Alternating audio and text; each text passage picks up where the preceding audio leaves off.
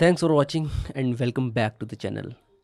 इस वीडियो में हम बात करेंगे कि लाइफ में कुछ बड़ा कैसे करते हैं। मान लो आपने कुछ बड़ा सोच तो रखा है, लेकिन सीरियसनेस की कमी से, आलस की वजह से, या फेल होने के डर से, या ओवर थिंकिंग किसी वजह से भी वो काम नहीं कर पा रहे हो।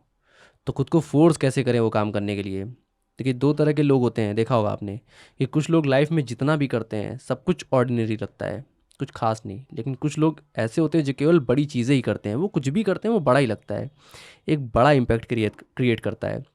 तो लोग उनसे सीखते हैं। इस वीडियो में इस बारे में ही बात करेंगे हम कि कैसे सिर्फ अपने ब्रेन का इस्तेमाल करके खुद को फोर्स कर सकते हैं आप वही चीज़ करने के लिए। सो वीडियो को शुरू करते हैं।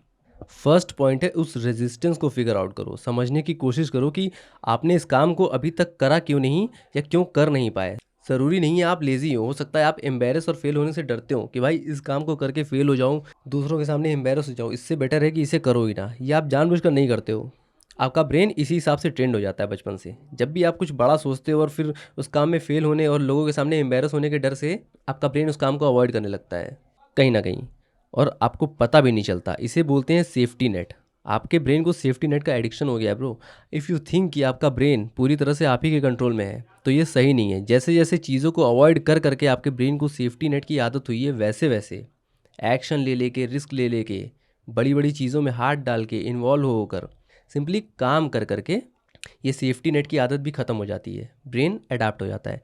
सब ब्रेन के ऊपर है, इसे हम जैसे चाहे वैसे ट्रेंड कर सकते हैं। जैसे मान लो आपकी आदत है रोज़ 10 बजे उठने की, लेकिन नेक्स्ट डे से कुछ हफ्तों तक आप 6 बजे उठना शुरू करो। एक्सरसाइज, रनिंग, क्रिकेट खेलना शुरू करो। जो भी करो बस उस काम को एंजॉय करना शुरू करो। फिर देखो कैसे आपकी बायोलॉजिकल क्लॉक आपको 6 बजे उठाना शुरू करेगी। आपको अलार्म की भी ज़रूरत नहीं पड़ेगी। एक दिन भी स्किप करोगे तो बॉडी चुनचुनाएगी। आप समझ गए होंगे।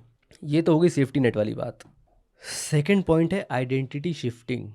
तो आप क्या करते हो लाइफ में, ये भी आपके बिहेवियर पे ही डिपेंड करता है। फॉर एग्जांपल, पुलिस का काम होता है शांति व्यवस्था बनाए रखना, लोगों को लॉ को फॉलो करने के लिए फोर्स करना, जिसके लिए इंसान को थोड़ा र्यूड और रिजिड होना ही पड़ता है। तो अगर आपने कभी पुलिस वाले से बात करी हो नॉर्मली भी, तो आपने नोटिस किया होगा कि वो रिजिडनेस और स्ट्रिक्टनेस कहीं ना कहीं उसकी बातों में भी नज़र आती है। हर वक्त ऑफ ड्यूटी भी किसी भी टॉपिक पर बात हो रही होगी, लेकिन आउट ऑफ नो वेयर वो आपको पढ़ाई में अच्छा करने को बोलेंगे, आपकी पढ़ाई लिखाई के बारे में पूछेंगे। हो सकता है आपसे दो चार सवाल भी पूछ लें और आप ना बता पाओ तो आपको आंखें भी दिखा दें। तो ये होती है आइडेंटिटी शिफ्टिंग। एक पुलिस ऑफिसर बनने से पहले वो कुछ और था, और एक पुलिस ऑफिसर बनने के बाद कुछ और। उस इंसान की सिर्फ जॉब नहीं लगी है, उसका बिहेवियर भी चेंज हुआ है, आइडेंटिटी भी चेंज हुई है। तो आप ये देखो कि अभी आपकी क्या आइडेंटिटी बनी हुई है, दूसरों की नज़र में भी और अपनी खुद की नज़रों में भी। अभी हमारे बारे में लोग ये सोचते हैं कि यार ये सोचता बहुत है, बड़ी बड़ी बातें करता है, दिन में सपने देखता है, लेकिन करता कुछ नहीं है कि नहीं। दूसरों को छोड़िए, आप खुद से पूछिए, 5 मिनट शांत मन से बैठिए और अपने बारे में सोचिए, खुद को ऑब्जर्व करिए, अपनी सेल्फ इमेज के बारे में सोचिए। तो आपको पता चलेगा कि हाँ यार, वाकई में मैं सिर्फ सोचता हूँ, प्रोसेस के बारे में सोचता हूँ, मेथड्स के बारे में सोचता हूँ, यहाँ तक कि रिजल्ट के बारे में भी सिर्फ सोचता ही हूँ। मुझे ये करना है, मुझे वो करना है, मुझे यहाँ तक पहुँचना है, मुझे वहाँ तक पहुँचना है, ये सब कहने के बजाय आप कहिए कि मैं ये करता हूँ। जो कुछ भी मैंने सोचा है वो मुझे करना नहीं है, बल्कि मैं करता हूँ। फॉर एग्जांपल, यूट्यूब चैनल को लेकर अगर बात करें, तो आपको ये नहीं कहना है कि मैं एक क्रेज़ी यूट्यूब चैनल खोलना चाहता हूँ, नहीं। आपको कहना है कि मैं वो इंसान हूँ जो यूट्यूब पर बोल्ड और क्रिएटिव कंटेंट डालता है।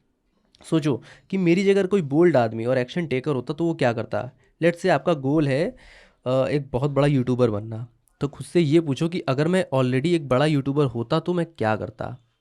मैं रोज़ एक हेल्पफुल और क्वालिटी कंटेंट डालता, हर रोज़ कंसिस्टेंसी के साथ। तो उसके लिए आपको एक बड़ा यूट्यूबर बनने का इंतज़ार करने की ज़रूरत नहीं है, ये आप अभी भी कर सकते हो, और यही करते करते आप बड़े यूट्यूबर बनोगे। दैट्स हाउ हम अपनी आइडेंटिटी को शिफ्ट कर सकते हैं विद प्रैक्टिस। हमारा ब्रेन इसे एक्सेप्ट कर ही लेता है। ओके। इसके अलावा जो चीज़ आपको कुछ बड़ा करने से रोकती है वो ये है कि आप अपनी प्रेजेंट वाली आइडेंटिटी को अपने फ्यूचर वाले यानी बिगर वर्जन से अलाइन नहीं कर पा रहे हो। इसका सीधा सा मतलब है कि आप अभी भी अपने आप को ओल्ड वर्जन में देख रहे हो, न्यू और सक्सेसफुल वर्जन में देख नहीं पा रहे हो। इसी वजह से जब आप खुद को अपने गोल्स को अचीव करते हुए विजुलाइज करते हो तो वो आपको इम्पॉसिबल लगता है या फिर गलत लगता है। मन में इनसिक्योरिटी होती है, खुद पर डाउट होता है। लेट्स से आपका ड्रीम है एक 6 फिगर हाई प्रोफाइल जॉब। अगर आप एक गवर्नमेंट जॉब एस्पिरेंट रहे हो कभी भी, तो आप रिलेट कर पा रहे होगे कि एग्ज़ाम क्रैक करने के लिए कितनी मेहनत और कितने घंटे पढ़ाई करनी पड़ती है। लेकिन स्टिल आप अपने ब्रेन में अभी भी आपने ये बिलीफ बना रखा है कि मैंने कभी 2 घंटे लगातार पढ़ाई की नहीं, मेरी मैथ्स अच्छी है नहीं, इंग्लिश भी अच्छी नहीं है, तो मैं एग्ज़ाम कैसे क्रैक करूँगा? तो ये आपका ओल्ड वर्ज़न है जो अभी भी आपकी आइडेंटिटी बना हुआ है। तो आप ये करो कि एक बार खुद से बोलो कि व्हाट इफ़ मैंने एग्ज़ाम क्लियर कर लिया है, लेकिन किस कॉस्ट पर? तब आपके अंदर से खुद आंसर आएगा कि ज़रूर मैंने 6-7 घंटे पढ़ाई करी होगी, स्ट्रैटेजी के साथ, पंक्चुअल होकर, कंसिस्टेंसी के साथ। तो ये है आपका न्यू वर्ज़न, या वो वाला वर्ज़न जो आप बनना चाहते हो, जिसने 6-7 घंटे मेहनत करके एग्ज़ाम क्रैक किया है। सो आपको अपने एक्शन को इस नए वाले वर्ज़न के साथ मैच करना है, तब तक जब तक आप अपने आप को इस नए वर्ज़न में देखना शुरू ना कर दो, तब तक। आपका ब्रेन इस नई आइडेंटिटी को कैच ना कर ले तब तक। सिंपल शब्दों में बोलें तो जब तक आप अपने आप को वैसे ही देखेंगे जैसे आप पास्ट में थे, तब तक आपके एक्शंस बड़े नहीं होंगे, लेकिन जैसे ही आप खुद को अपने डिज़ायर्ड वर्ज़न में ऑलरेडी देखना शुरू करते हो, आपके एक्शंस अपने आप बड़े हो जाते हैं, रिज़ल्ट मिलने लगते हैं, ओके? आपने कई लोगों के मुँह से सुना होगा कि कोई बड़ा टास्क या बड़ा गोल है तो उसे छोटे-छोटे पार्ट्स में डिवाइड कर लो। इस पॉइंट में उसी बात को इलेबोरेट किया जा रहा है। देखिए, बड़े गोल्स इम्पॉसिबल इसीलिए लगते हैं क्योंकि हम डायरेक्ट फाइनल रिजल्ट के बारे में सोच लेते हैं। उन छोटे स्टेप्स के बारे में सोचते ही नहीं है जो हमें वहाँ तक लेके जाते हैं। चलिए एक बहुत सटीक एग्जांपल देता हूँ। लेट्स से कोई बैक बेंचर है स्कूल में, जो हमेशा पीछे बैठता आया है और एग्ज़ाम्स में भी जस्ट पास होता आया है 40-45% लेके। तो सडनली मान लो वो फाइनल एग्ज़ाम के 1-1.5 महीने पहले वो सोच लेता है कि एग्ज़ाम में टॉप मानना है, या टॉप नहीं तो 80-90% तो लेके आने हैं। तो आप ही बताओ, ये इम्पॉसिबल ही लगेगा ना। उसने कभी टॉपर्स वाली पढ़ाई की नहीं, सिलेबस टच किया नहीं, 4-5 घंटे पढ़ाई की नहीं, वो 80-90% कैसे लाएगा? उसे समय रहते इन 80-90% को सिस्टम्स में ब्रेक करना था। पहले उसे सिलेबस को समझना था, उसे कवर करना था, फिर कुछ समय तक रिवीजन करना था, उसके बाद प्रैक्टिस करनी थी, प्रीवियस ईयर क्वेश्चन सॉल्व करने थे।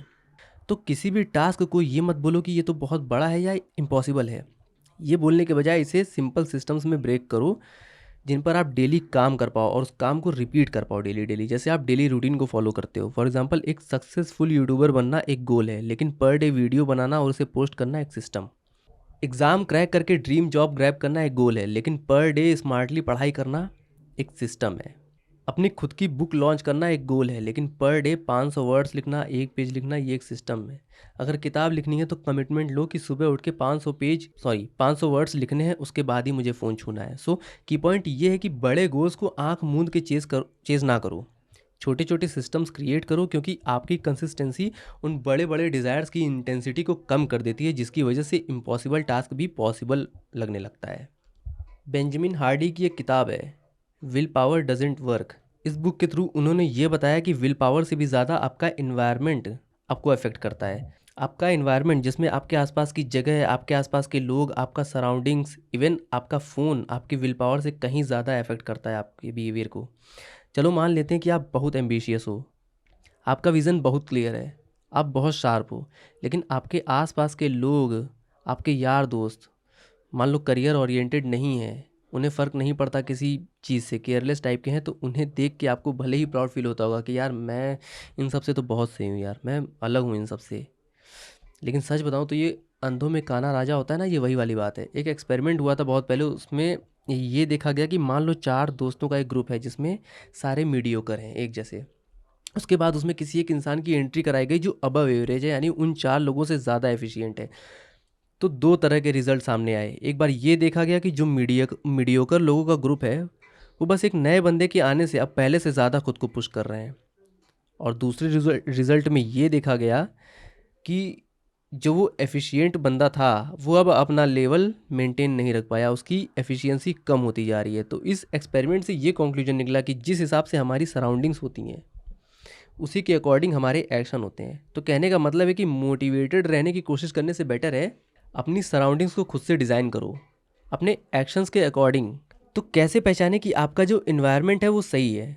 तो देखिए, अगर अपने इन्वायरमेंट की वजह से आप वो काम कर रहे हो जो आपके लिए ज़रूरी है, यूज़लेस काम कर ही नहीं पा रहे हो, तो इट मीन्स आपका इन्वायरमेंट सही है। अब आप नेचुरली वो काम करोगे जो आपके लिए ज़रूरी है।